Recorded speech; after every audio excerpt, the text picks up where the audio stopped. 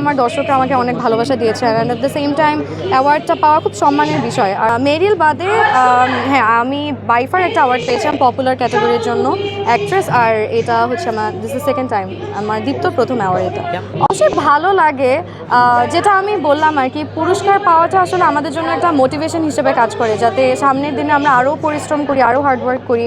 আর এছাড়া দর্শকের ভালোবাসা, আমি যেমন সবসময় বলি যে খুব কম সময় আমার দর্শকরা আমাকে অনেক ভালোবাসা দিয়েছে, and at the same time অ্যাওয়ার্ডটা পাওয়া খুব সম্মানের বিষয়। আর জুরি বোর্ডের হলে সেটা আসলে আমার কাছে মনে হয় আরও সম্মানের। বড় পর্দার জন্য আসলে অনেক প্রিপারেশনের দরকার হয়, তো আমার কাছে মনে হয় টাইম নিয়ে ভেবে চিন্তে ভালো গল্প যদি হয় তাহলে অবশ্যই করবো, সেটা সামনের বছর হোক বা ডাউন দ্য লাইন 5 বছর পরে হোক। সো আসলে আমি এখন কিছু বলতে পারবো না এটা নিয়ে। Double million offer Walton fridge কিনে পেতে পারেন 20 লক্ষ টাকা, রয়েছে কোটি কোটি টাকার নিশ্চিত উপহার।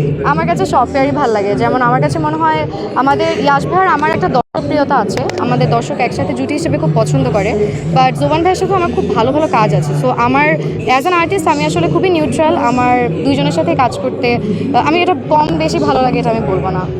I like working with everyone.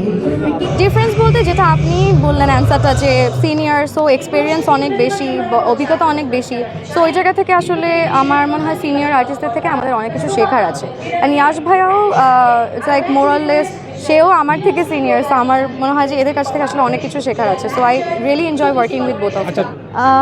আমি চাই 24-এ তো আমাদের আসলে কাজে একটু আপস অ্যান্ড ডাউনস হয়েছে, বাট আমি চাই যে আমাদের 25-এ যেন ভালো ভালো কাজ হয়, আমরা যেন ভালো বাজেটে কাজ করতে পারি। এখন আমরা একটু সময় নিয়ে কাজ করছি গল্পটাকে আরও সুন্দর করে এক্সিকিউট করার জন্য।